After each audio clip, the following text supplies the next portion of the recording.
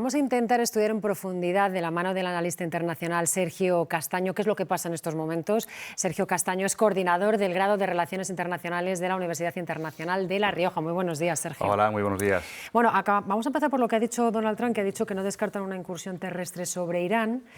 Pero dice que Irán no podría hacerles frente. ¿Cuál es la situación ahora mismo de Irán? ¿Podría hacer frente no solamente a esta incursión terrestre, sino a los bombardeos que está realizando Israel y Estados Unidos? Esa es la gran duda. ¿Cómo puede responder Irán? A un ataque terrestre tendría que poner muchos efectivos sobre el terreno. Estados Unidos, Israel necesitarían apoyo de otros países. Aquí habría que ver cuál podría ser la reacción de los países árabes que se están viendo amenazados, porque claro, la respuesta de Irán puede llegar hasta Israel con sus misiles, puede llegar hasta Chipre, como ha hecho, porque claro, esto ya hace saltar las alarmas en Europa también, y lo que le queda es cruzar el Golfo Pérsico y atacar a los países vecinos. Pero estos países vecinos pueden reaccionar en algún momento, y ahí sí que se podría armar un ejército potente para ir contra Irán, y la gran duda es si el ejército iraní, que se ha presentado durante tantísimas décadas como una potencia en Oriente Medio, realmente tiene esa capacidad para defenderse, porque durante estos años han almacenado muchos misiles balísticos, muchos drones, y eso es lo que están haciendo ahora. ¿Hasta cuándo pueden aguantar? Pues ahí tenemos una gran incógnita. Ahí, Sergio, escuchábamos hace unos minutos que el propio ejército de Israel decía no, prácticamente ya controlamos el espacio aéreo. Hemos visto que a lo largo de los días, así como el primer día lanzaban cientos de misiles, ahora ya tenemos que hablar un poco de decenas. Te pregunto, ¿la capacidad militar está ya seriamente comprometida? Irán está en una situación crítica y además es que tiene un problema interno, que lo hemos visto hace unas semanas, y que yo creo que es lo que ha motivado que Israel y Estados Unidos decidan atacar, esa situación en la que han tenido que utilizar la represión más dura para acabar con los manifestantes, han visto la debilidad del régimen, ya han pensado que acabando con la cúpula el pueblo se iba a lanzar a la calle y iban a acabar con los 47 años de régimen de los ayatolás. Esto no se ha conseguido, claro, ahora estamos en un escenario totalmente incierto en el que no sabemos qué puede pasar, cómo poder aguantar Irán esta situación. Es verdad que, aunque han almacenado muchos misiles, esos misiles se están acabando. ¿Contra quién lanzar esos misiles? Y la situación es muy crítica para el régimen. Pero a pesar de ello, siguen desafiando a Estados Unidos y no se van a rendir de una manera fácil. Vamos a hablar ahora de ese liderazgo de Ali Khamenei, de la persona que va a sustituir a Ali Khamenei, porque ya se está diciendo que ya están reunidos, que incluso ya podría haber un nombre. Estados Unidos dice que quiere participar en la elección. ¿Qué nombres se barajan como reales? Porque se hablaba del nieto de Khomeini y también del hijo de Ali Khamenei, pero hay más nombres, ¿no? Pero durante estos días se ha estado barajando principalmente dos posibilidades. Una situación continuista con el hijo de Khamenei, con Mojtaba Khamenei, y una posición un poco más moderada, valorando al nieto de Khomeini, Hassan Khomeini, o incluso a Hassan Rouhani, que fue presidente moderado y el que llegó a los acuerdos nucleares con Estados Unidos en la época de Obama.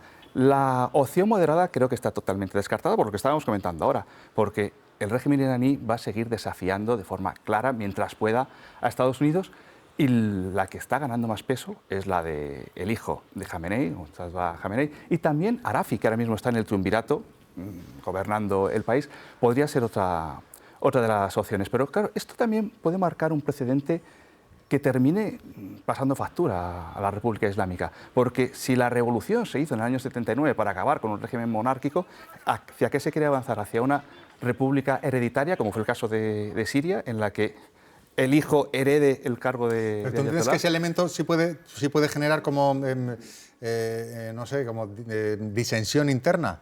Podría generarlo ahora mismo, ¿no? Porque ahora mismo están en una situación de supervivencia. Porque ahora están como una piña, entiendo, frente al enemigo, ¿no? Es decir, hay que desafiar a Estados Unidos, y si han matado a nuestro ayatolá, a Khamenei, hay que buscar una persona más próxima, que en ningún momento yo creo que el propio ayatolá había planteado que su hijo le sucediera, porque el que estaba pensado como sucesor de Khamenei era Ibrahim Raisi, el que murió en el accidente de helicóptero, que por cierto poco se habla de este accidente de helicóptero, porque acabó con la vida del presidente, y que se planteaba como sucesor. Accidente, entre comillas?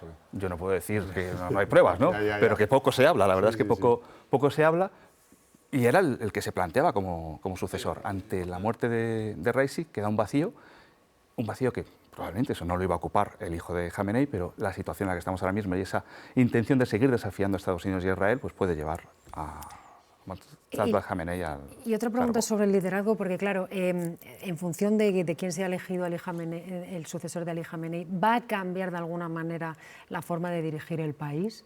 De entre los nombres que se barajan, de los que realmente tienen opciones, no de los moderados que ya hemos dicho que no. No creo. Lo que se está buscando es una línea continuista. No creo que cambie nada. El régimen está resistiendo. Lo que se pensaba en un primer momento, que comentábamos antes, que el país pudiera entrar en una situación, en una escalada de tensión interna y que acabaran con el régimen, esto es muy difícil porque no hay una oposición ahora mismo en Irán. No existe una oposición. Durante todas estas décadas el régimen se ha encargado de que no hubiera grupos políticos fuertes, de que no hubiera liderazgos.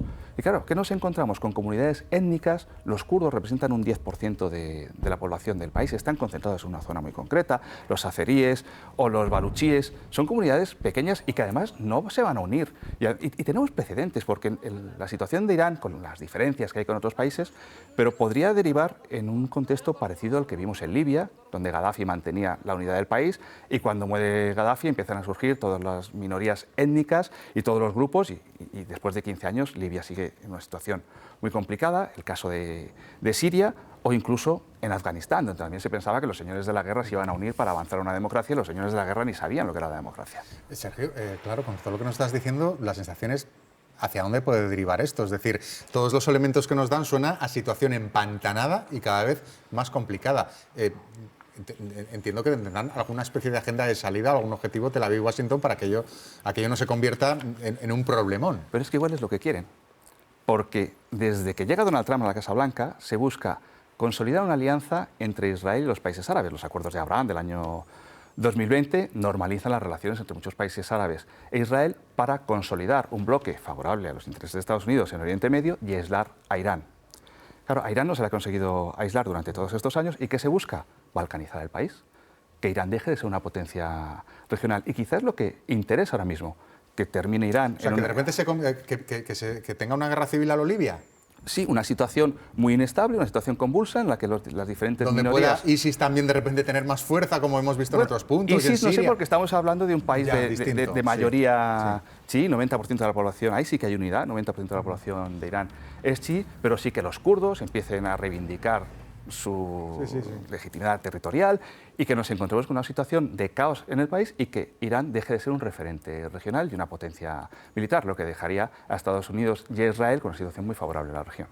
Vamos a hablar también del resto de los países que rodean Irán, que de momento están manteniendo la calma. Se ha visto como, bueno, aunque se han atacado las bases estadounidenses, de momento mantienen cierta prudencia, ¿no?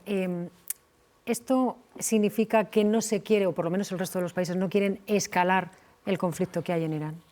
Esto ya, antes de que empezara el conflicto, ninguno de los países árabes, ninguno de los países del Golfo Pérsico se estaba pronunciando porque no quieren. Son países pragmáticos que lo que buscan es desarrollar sus economías, hacer negocios con Rusia, con China, con Estados Unidos, con quien les compre el petróleo, con quien quiera invertir en sus países. A la vez ellos, a través de sus fondos soberanos, están invirtiendo en diferentes países del mundo y lo último que quieren es una guerra. Es más, hay mucha gente que desde Dubái y desde otras ciudades del Golfo Pérsico estaban enviando las imágenes de cómo llegaban los misiles, de cómo las baterías antimisiles los estaban destruyendo, y les están prohibiendo difundir esas imágenes. Les están diciendo que hay que transmitir una imagen de calma, de que todo está funcionando. Estos países no quieren involucrarse, pero claro, pueden terminar involucrados, porque ¿qué pasaría si les disparan o acaban con las desalinizadoras que tienen y que les proporcionan agua potable? Claro, pero ¿el enemigo es Irán o es Estados Unidos que tiene bases en esas zonas? Es decir, ¿podrían estos países acabar revolviéndose un poco, por decirlo de alguna manera, contra Estados Unidos y contra Israel por meterles también a ellos en este conflicto? Contra Estados Unidos nadie se quiere meter. Y lo estamos viendo en Europa. Lo estamos viendo ahora mismo, como los países europeos dicen, no es legal lo que se está haciendo, pero formamos parte de una alianza, tenemos que proteger, tenemos que garantizar nuestra seguridad. Y los países del Golfo exactamente igual, llevan bajo la influencia de Estados Unidos muchísimos años y no se van a enfrentar a Estados Unidos. Para ellos el enemigo no es Estados Unidos, pero tampoco se posicionan de forma tan clara, porque el propio Arabia Saudí no tiene ningún problema en dialogar con China, o incluso ha habido una aproximación en los últimos años, del ámbito comercial, entre Arabia Saudí e Irán, muy tímida, una aproximación muy tímida, o de Qatar con Irán, muy tímidas, pero son países pragmáticos y lo último que quieren es una guerra y entrar en un conflicto. Yo quería preguntarte, antes de terminar, por eso no sé si quieres hacer tú alguna pregunta, porque yo le voy a preguntar Sí. otra cosa que tiene relación con lo siguiente de lo que vamos a hablar. Adelante y yo cierro con otra, si te parece. Muy bien. Perfecto, porque quería preguntarte, precisamente hoy es el Día Internacional de la Mujer. En las manifestaciones que se van a celebrar en todo el mundo va a estar muy presente el conflicto bélico y me gustaría que hiciéramos una radiografía un poco de la situación que tiene la mujer en Irán, que no es de las peores porque tiene algunas cosas, bueno, en comparación con otros países, pero tampoco está la mujer en Irán en una situación, bueno, lo hemos visto, ¿no? En una situación de libertad completa. Es verdad, pero sorprende, cuando uno viaja a Irán, sorprende que las mujeres intentan escapar de las restricciones del régimen a la hora de vestir, a la hora de ponerse el velo. La mujer iraní Se rebelan, se rebelan. Cuando pero uno las está leyes en un están ahí. restaurante, el velo de las mujeres suele caer hasta el cuello. Hay mucha interacción entre hombres y mujeres en cafeterías, en restaurantes, cosa que, por ejemplo, en Egipto no se ve tanto, dependiendo de las zonas que estemos en Egipto, o incluso en el mismo Marruecos. Y aquí ves una interacción muy parecida a la que hay en ciudades europeas, pero sí, cuando salen a la calle las mujeres tienen que subirse el velo cuando salen de la cafetería, y luego en el ámbito laboral se ven mujeres también trabajando, y eso muestra que la gran parte de la sociedad iraní es contraria al régimen. Lo que pasa es que el régimen tiene un poder para imponer sus criterios que limita mucho la libertad de todos los ciudadanos, de las mujeres en particular, y lo hemos visto con las manifestaciones, que no sabemos el número de muertos exacto por el apagón informativo, pero que han sido dramáticas. Pero no olvidemos que las mujeres tienen menos derechos legales que los hombres en cuanto a divorcio y custodia, Sí, en cuanto a herencia, por ejemplo, que ellas reciben la mitad que el hombre, testimonio en tribunales, es decir... No, si eso es así, que da las la cuestiones sensación... legales, yo a lo que estaba yendo era a la realidad social. La situación legal sí, hay una falta de libertades y de oportunidades enorme, Eso es. pero la realidad social es diferente a la legal y a la política. No, yo simplemente la hipótesis que planteabas, que decías, ¿no? Si la balcanización para ellos ya puede ser un objetivo suficiente. Muy brevemente, Sergio, o sea, ¿entiendes que ellos, si consiguen que aquello se balcanice y que empiece una guerra civil, pueden vender internamente, tanto en Estados Unidos como en Israel? Fenomenal, hemos conseguido nuestros objetivos, nos vamos. Sí. Se podría decir que no una victoria, pero sí haber conseguido que Irán deje de ser un referente regional, que es lo que llevan buscando, podemos decir, desde hace décadas. Una victoria sería plantear un cambio de régimen y que Estados Unidos pudiera tener un títere en Irán, pero eso lo veo muy complicado. Sergio Castaño, muchas gracias por habernos acompañado y habernos dado más claves para entender esta durísima y complicadísima situación. Muchísimas gracias a vosotros.